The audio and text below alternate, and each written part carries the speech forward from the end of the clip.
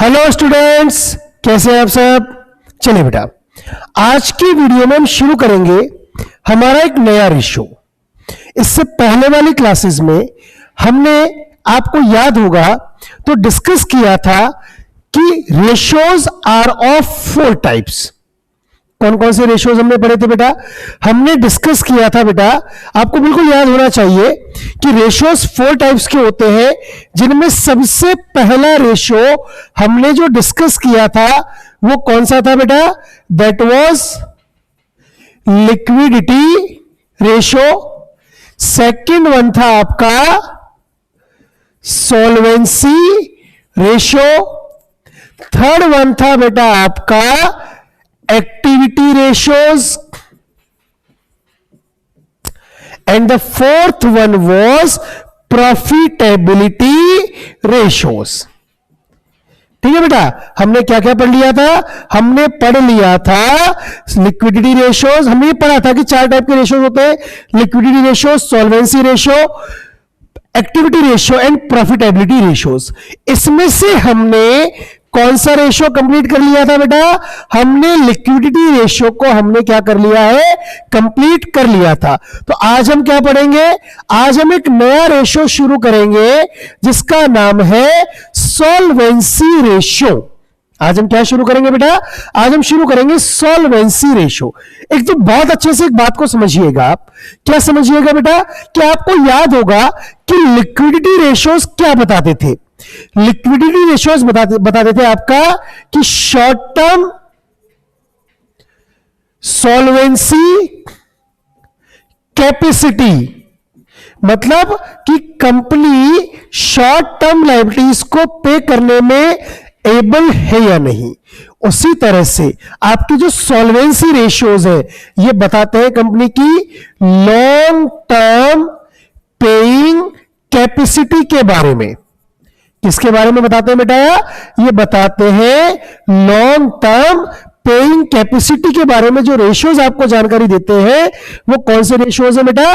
These are solvency ratios. ठीक है, तो चलिए कंटिन्यू करते हैं बेटा अपन कि अगर हम बात करें सॉल्वेंसी रेशियोज की, ध्यान दीजिए क्या लिखा है, बहुत इंपॉर्टेंट लाइनें लिखी है, ध्यान से पढ़ेंगे कि these ratios are calculated to access the ability of the firm to meet its long term liabilities as and when they become due। मतलब इन रेशियो से पता लगता है कि कोई भी फर्म अपनी लॉन्ग टर्म लायबिलिटीज को टाइम पर पे करने में एबल है या नहीं। अगर किसी भी फर्म के बारे में आपको ये जानना है कि ये फर्म अपनी लॉन्ग टर्म लायबिलिटीज, डिबेंचर्स का पेमेंट, बैंक लोन का पेमेंट, इनका पेमेंट टाइम पर कर पाएगी या नहीं कर पाएगी, तो उसके लिए जो रेशियोज कैलकुलेट किए जाते हैं बहुत सारे, उनका नाम सबका क्या है? Solvency ratios. कौन से रेशियोज है बेटा? वो सॉल्वेंसी रेशियोज। आगे कंटिन्यू करते हैं। These ratios reveal as to how much amount in a business has been invested by proprietor and how much amount has been raised from outside source। बड़ी important line है, देखो इस बात को समझना। क्या समझे अपन कि कोई भी बिजनेस है, कोई भी बिजनेस है, इस बिजनेस को क्या चाहिए? फंड चाहिए, पैसा चाहिए। अब इस फंड का अरेंजमेंट क्या किया जाता है? कौन करेगा? पहली बात तो ये बात कौन करेगा? ऑनर। कौन करेगा? ऑनर। इस फंड का अरेंजमेंट ऑनर करेगा। अब क्वेश्चन ये आता है कि ऑनर ने अरेंजमेंट कहां से किया है? कहां से किया है का मतलब कि एक तो ऑनर ने अरेंजमेंट सेल्फ, मतलब अपने पास से किया है, और या वो कहीं से उधार लेकर आया है, क्रेडिट में उसने अरेंजमेंट किया है, कहीं से लोन लिया है, कैसे उसने उस फंड का अरेंजमेंट किया है। तो इन रेशियोज के थ्रू एक स्ट्रक्चर के बारे में जानकारी मिलती है कि how much amount in a business has been invested by proprietor and how much amount has been raised from outside sources. Clear? बहुत बढ़िया। आगे लिखा है कि solvency ratios disclose the firm's ability to meet the interest cost regularly and long term indebtedness at maturity. मतलब कि भैया जो लोन लिया है उसका टाइम टाइम पर ब्याज भी दे पाओगे नहीं दे पाओगे, इंटरेस्ट कवरेज रेशियो पढ़ेंगे उसके लिए अपन, और एक कि समय पर जब मैच्योरिटी आएगी उस समय उनका पेमेंट हो पाएगा या नहीं हो पाएगा। ठीक है, चलिए अब कुछ इंपॉर्टेंट सॉल्वेंसी रेशियोज कौन कौन से हैं। सबसे पहला नाम आता है डेब्ट इक्विटी रेशियो। क्या नाम है बेटा सबसे पहला, याद रखना सॉल्वेंसी रेशियोज कौन कौन से, सबसे पहला डेब्ट equity ratio, second one is total assets to debt ratio, total assets to debt ratio, third one is proprietary ratio, और इसमें फोर्थ नाम और है बेटा, फोर्थ नाम है इसका इंटरेस्ट कवरेज रेशियो। क्या नाम है बेटा, fourth one is interest coverage ratio. तो इस तरह से हम कितने रेशियोज के बारे में डिस्कस करेंगे, इस तरह से हम डिस्कस करेंगे बेटा 4 सॉल्वेंसी रेशियोज के बारे में। क्लियर, तो चलिए अब इनमें से हम सबसे पहला रेशियो आज डिस्कस करते हैं। क्या नाम है सबसे पहले रेशियो का, सबसे पहले रेशियो का नाम है बेटा डेब्ट इक्विटी रेशियो। मैं वापस समझा देता हूं आपको, थोड़ा सा वापस से याद करो बैलेंस शीट का स्ट्रक्चर। क्या याद करो बैलेंस शीट का स्ट्रक्चर, एक तरफ थी इक्विटीज एंड लाइबिलिटीज, एक तरफ थी बेटा आपकी एसेट्स। आया कुछ याद, बहुत बढ़िया याद आया है। तो अब इक्विटीज एंड लाइबिलिटीज के हमारे कितने हेड थे बेटा, कोई बात नहीं मैं याद दिला देता हूं, 4 हेड थे, 4 हेड्स। कौन कौन से थे, first one was share holders fund, second one कौन सा था, share application money pending allotment. अब मैं वहां पर इसको लिख नहीं रहा हूं, थर्ड में लिख रहा हूं बेटा आपका non current liabilities, and fourth one लिख रहा हूं मैं आपका यहां पर करंट लाइबिलिटीज। ये 4 हेड पढ़े थे ना हमने। अब ध्यान देना, ये जो रेशियो है, कौन सा रेशियो, डेब्ट इक्विटी रेशियो। बड़ी सिंपल सी बात बताऊंगा, ये रिलेशन मेंटेन करता है बेटा किसके अंदर, ये रिलेशन मेंटेन करेगा आपका शेयर होल्डर्स फंड और नॉन करंट लाइबिलिटीज के अंदर। किस चीज के अंदर रिलेशन मेंटेन करेगा, it will maintain the relation between the share holders fund and current liability और नॉन करंट लाइबिलिटीज के अंदर। यह आपसे ये जानकारी देता है कि एक कंपनी के पास किस रेशियो में डेब्ट और इक्विटी का रेशियो क्या है, कितना डेब्ट है और कितना इक्विटी है, इन दोनों के बीच के रिलेशन को जो मेंटेन करके रखता है वो कौन सा रेशियो है बेटा, डेब्ट इक्विटी रेशियो। क्योंकि देखो ध्यान देना, हमको क्या लिखा है आगे कि the ratio expresses the relationship between long term डेब्ट। लॉन्ग टर्म डेब्ट का सिंपल सा मतलब बेटा नॉन करंट लाइबिलिटीज। क्या है लॉन्ग टर्म डेब्ट का मतलब, लॉन्ग टर्म डेब्ट मतलब non current liabilities and share holders fund. ध्यान देना, and share holders fund. Shareholders fund का मतलब ये होता है बेटा, इसकी जगह कई बार इक्विटी भी लिखा हुआ आएगा। क्या हो गया, इक्विटी।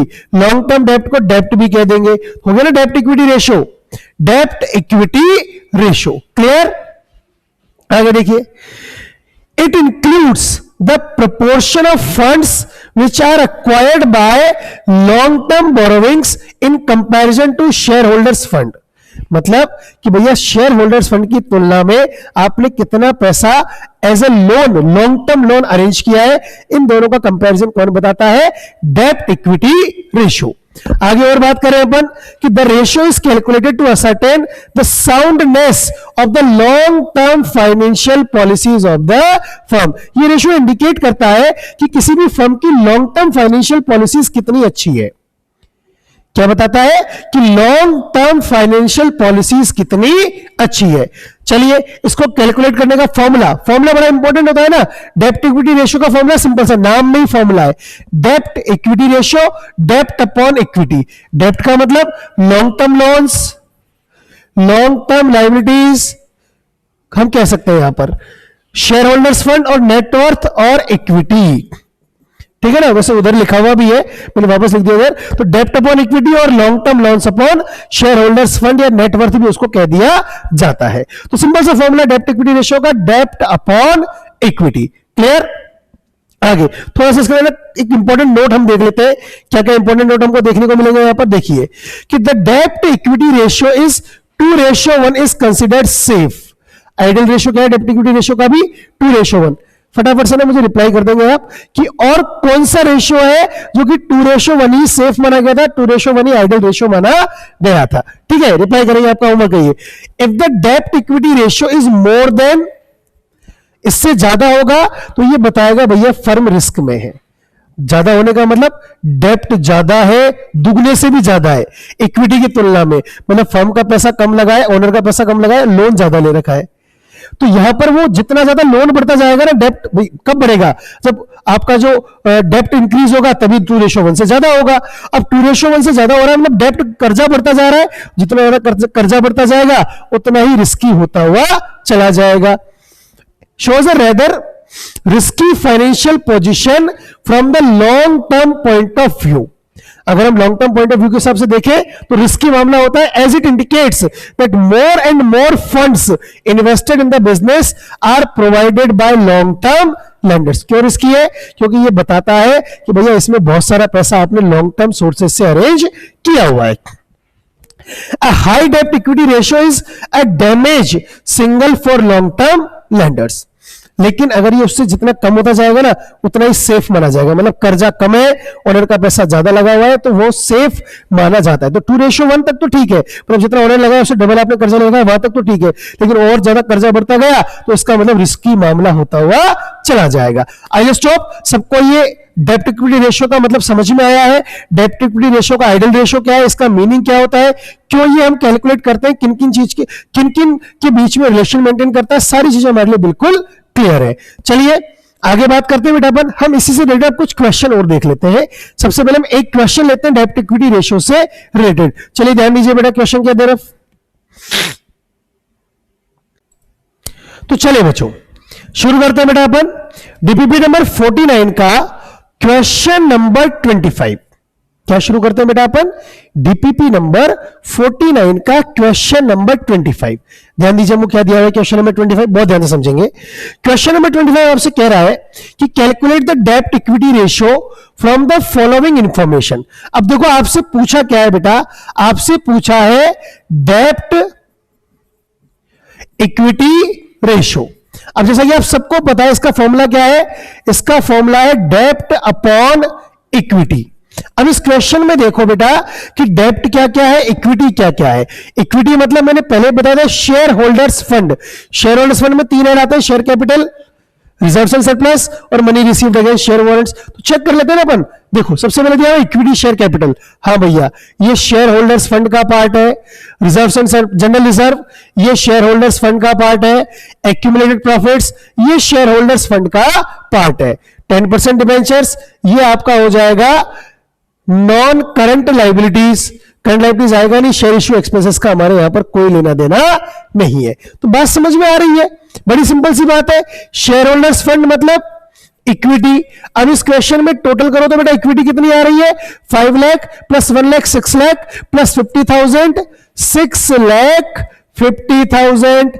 नॉन करंट लाइबिलिटीज मतलब डेप्ट, तो डेप्ट कितना हो रहा है बेटा यहां पर 1,30,000। तो भैया डेप्ट इक्विटी रेशियो, डेप्ट 1,30,000, इक्विटी 6,50,000, जो कितना हो जाएगा, सॉल्व करो 13 1/5 0.2:1। क्या हो जाएगा बेटा ये 0.2:1। क्लियर। इसके साथ आपका क्वेश्चन नंबर 25 क्या होता है बेटा यहां पर कंप्लीट होता है। कोई भी डाउट है तो आप कमेंट बॉक्स में मुझसे पूछ सकते हैं, या आप जो स्क्रीन के ऊपर आपके नंबर चल रहे हैं उन पे आप मैसेज करके कॉल करके कभी भी अपने डाउट्स मुझसे आप पूछ सकते हैं। आगे बढ़ते हैं बेटा नेक्स्ट क्वेश्चन की तरफ। चलिए बेटा शुरू करते हैं हम डीपीपी नंबर 49 का क्वेश्चन नंबर 26। क्या दिया हुआ है हमको, क्या पूछा है बेटा आपसे, पूछा भैया आपसे डेब्ट इक्विटी रेशियो। अरे कहां चला गया भैया, हाँ क्या पूछा बेटा आपसे, डेब्ट इक्विटी रेशियो। डेब्ट इक्विटी रेशियो फॉर्मूला है डेब्ट अपॉन इक्विटी। ठीक है बेटा। अब क्वेश्चन को हम चेक करें तो क्या हमारे पास डेब्ट है, नहीं, हमको टोटल एसेट्स दी हुई है, टोटल डेब्ट दिया हुआ है और आपको करंट लायबिलिटीज भी दिया हुआ है। बहुत ध्यान से समझना, क्या दिया हुआ है बेटा आपको, आपको टोटल एसेट्स दी हुई है, आपको टोटल डेप्ट दिया हुआ है और आपको करंट लायबिलिटीज दी हुई। अब देखो बहुत अच्छे से समझना बेटा, आप मैं यहीं पर इसको एक्सप्लेन करता हूं। आप सबको पता है कि total assets equal to total liabilities. क्या होता है बेटा? Total assets equal to total liabilities. ये बात बिल्कुल क्लियर है अपने को? अच्छा, फिर अपने को यह भी पता है कि total liabilities equal to shareholders fund plus non current liabilities plus current liabilities. ये भी अपने को पता है। फिर आपको यह भी पता होना चाहिए कि non current liabilities plus current liabilities equal to होता है बेटा टोटल डेप्ट।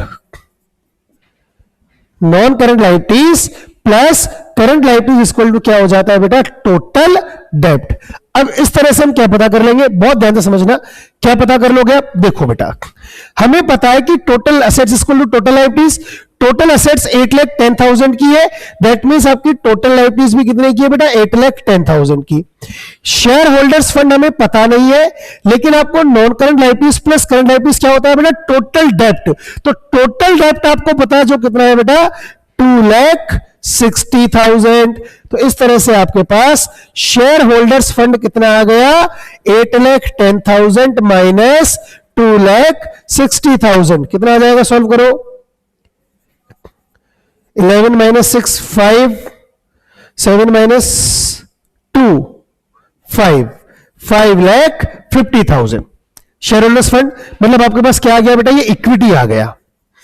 क्या आ गया बेटा? आपके पास इक्विटी आ गया कितना? 5,50,000। यहां तक क्लियर है? आगे बढ़ते हैं अपन। अब आपको अभी भी आपने देखा कि टोटल डेप्ट का मतलब क्या था बेटा? Non current liabilities plus current liabilities. Question में आपको टोटल डेप्ट गिवन है 2,60,000। नॉन करंट लायबिलिटीज आपको पता करनी है, क्योंकि नॉन करंट लायबिलिटीज का मतलब ही क्या होता है बेटा? डेप्ट होता है। ठीक है, और करंट लायबिलिटीज आपको गिवन है वो कितनी है बेटा? 40,000। मतलब ये क्वेश्चन हमारे पास बन के आ रही है। तो इससे आप क्या निकाल लोगे? Non current liabilities equal to 2,60,000 minus 40,000। मतलब नॉन करंट लायबिलिटीज का मतलब क्या होता है? डेप्ट। तो डेप्ट इक्वल टू हो गया बेटा आपका 2,20,000।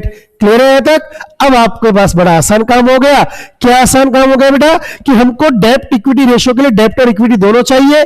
डेप्ट आपके पास आ गया 2,20,000, इक्विटी आ गई आपके पास 5,50,000। तो अब हम कैलकुलेट कर लेंगे बेटा डेप्ट इक्विटी रेशियो। डेप्ट कितना है? 2,20,000, इक्विटी कितनी है? 5,50,000। क्या हो जाएगा? 2/5। 11 से सॉल्व करेंगे इसको, तो अब ये 5 0.4 रेशियो 1 इज द डेप्ट equity ratio in that question. Clear? तो चलिए, आई होप आपको डेप्ट इक्विटी रेशियो से समझ में आया है। नेक्स्ट वीडियो के अंदर हम एक नए रेशियो के साथ कौन सा था वो? टोटल एसेट्स टू डेप्ट रेशियो, उसके साथ कंटिन्यू करेंगे। Till then, thank you class, keep learning, stay connected.